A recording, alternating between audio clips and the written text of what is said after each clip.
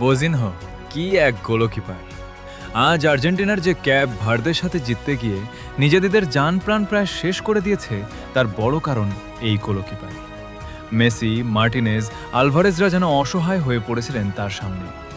Cap Verde হেরেছে ঠিকই, কিন্তু তারা জয় করে নিয়েছে সবার মন। ছোট্ট একটা দেশ, যেই দেশের মানুষের চেয়ে আর্জেন্টিনার ফুটবলারের সংখ্যা বেশি, সেই দেশটাই যেন বিশ্বকাপে একটা চমক দেখিয়ে দিল। আর সেই চমকে সামনে থেকে নেতৃত্ব দিলেন এই 40 বছর বয়সী গোলকিপার বোজিনহো। আজকের ম্যাচে অনেকেই দেখবে যে এই বোজিনহো 3 গোল খেয়েছে, কিন্তু সেভ দিয়েছে কয়টা জানেন? 8টা। আনবিলিভেবল না? মেসি, মার্টিনেজদের একের পর এক চেষ্টা রুখে দিচ্ছিলেন তিনি। কখনো ডানে ঝাঁপিয়ে পড়ে, কখনো বামে, কখনো উপরে উড়ে যাচ্ছিলেন, তো কখনো মাটিতে শুয়ে পড়েছিলেন, কিন্তু বল আটকাচ্ছিলেন ঠিকই। স্পেনের সাথেও তিনি খেলেছেন একই রকম, সৌদি কিংবা উরুগুয়ের সাথেও লড়াই করেছেন ঠিক একইভাবে। তাই ক্যাপ ভার্দের এই যাত্রায় পুরোটা জুড়ে একটা বড় দাগ ফেলেছেন বোজিনহো। অথচ তার কিন্তু বিশ্বকাপ খেলারই কথা ছিল না। ক্যাপ ভার্দে যখন বিশ্বকাপে কোয়ালিফাই করল, তখন তরুণদের সুযোগ দিতে তিনি নিজে দল থেকে অবসর নিতে চেয়েছিলেন। কিন্তু ক্যাপ ভার্দের কোচ, বোর্ড এবং খেলোয়াড়রা তাকে বুঝালেন যে বিশ্বকাপে তারই লাগবে। তিনি আস্থার জবাব দিলেন। বিশ্বকাপে এমন কাণ্ড করে দেখালেন যা এর আগে দেখাতে পেরেছে খুব কম গোলকিপার। বোজিনহোর এই প্রথম আর শেষ বিশ্বকাপ।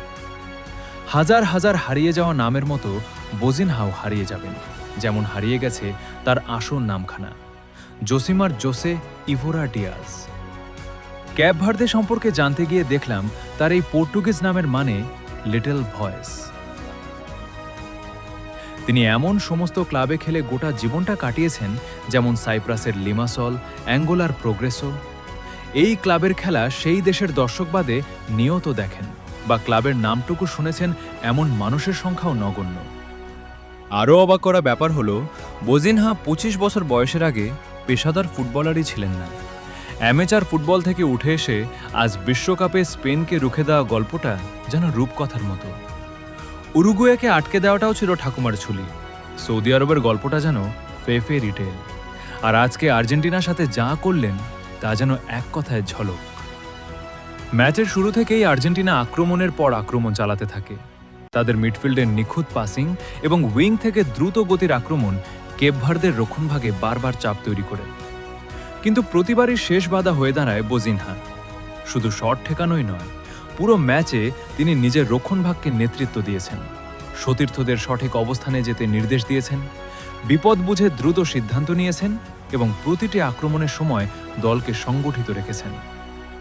একজন গোলরক্ষকের প্রকৃত দায়িত্ব শুধু বল আটকানো নয়, পুরো রক্ষণকে পরিচালনা করা। বোজিনহা সেটাই করেছেন নিখুঁতভাবে।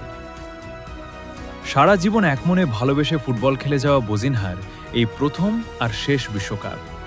স্বামী বিবেকানন্দ বলেছিলেন, জগতে যখন এসেছিস তখন একটা ছাপ রেখে যা। বোজিনহা আমাদের শিখিয়ে গেলেন, জীবনের শেষ সুযোগেও মানুষের ধর্ম হওয়া উচিত একটা ছাপ রেখে যাওয়াই। বোজিনহো ছাপ রেখে গেছেন, মানুষ তাকে মনে রাখবে। কেপ ভার্দের নাম আসলে বোজিনহোর নামটাও আসবে সবার মুখে।